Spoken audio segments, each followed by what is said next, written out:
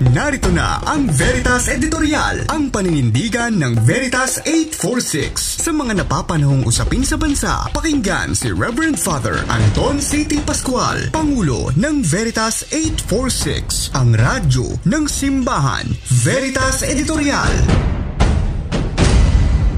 Mga kapanalig, maraming innovation o inobasyon ang modernong teknolohiya at nagdadala ito ng malawakang pagbabago sa job landscape, hindi lamang sa Pilipinas, kundi sa buong mundo ngayon.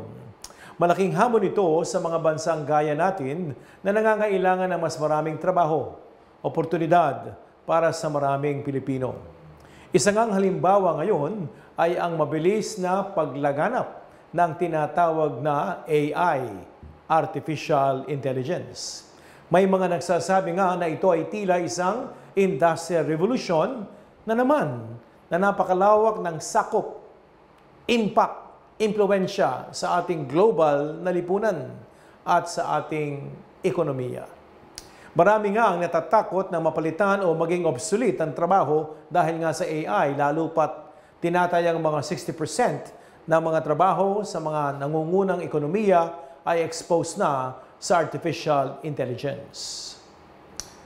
Ngayong lumalaganap ang tinatawag na AI technology sa buong mundo, handa ba ang Pilipinas dito? Anong say mo, kapanalig? Kailangan nating makita bilang isang oportunidad, hindi threat o banta ang pag-usbong ng AI technology. Makakatulong ito sa maraming Pilipino hindi lamang para sa trabaho, kundi para sa inobasyon. Kailangan natin ang ilang mga hakbang upang ma-adapt na ito ng maraming mga industriya sa ating bansa. Una rito ay ang edukasyon at pagsasanay.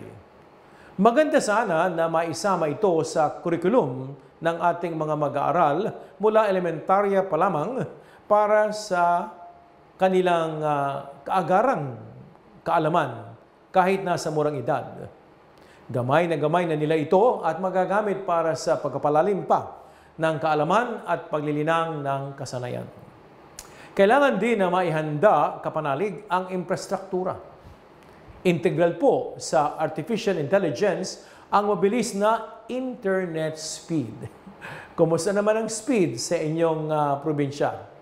Kaya't kung nais natin na mabigyan ng oportunidad ang mga mamamayan sa remote areas ng bayan, kailangang makaabot sa mga geographical disadvantaged areas ang reliable internet communication. Kaya kapanalig, kailangan din nating palakasin ang ating mga sariling ahensya ng gobyerno at mga kumpanya na nangunguna sa pagpapaunlad ng artificial intelligence sa buong Pilipinas. Mainam na mabigyan sila ng suporta, insentibo sa pagsulong ng AI research and development sa ating buong bansa. Kaya kapanalig, ang mga teknolohiya tulad nga ng AI ay maaaring magamit ng bayan upang magsulong ng kaunlaran, lalo-lalo na sa kabutihan ng lahat o common good, lalo na sa mga pinakamahirap sa ating bansa. Pero lagi nating pakakatandaan, base na rin sa pahayag ni Pope Francis sa Catholic Social Teaching Laudato Si, kailangan nating tiyakin na anumang technological and economic advancement ay dapat gamitin para sa ikabubuti ng buong mundo, sa kabutihan ng lahat, common good. Kailangan nating tiyakin na ang teknolohiya ay para sa mas magandang kalidad ng buhay para sa lahat ngayon at sa mga susunod na henerasyon.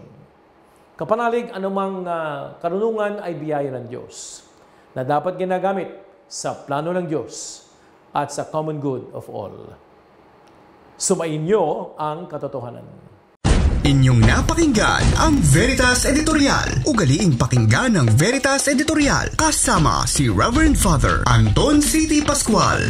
Veritas Editorial.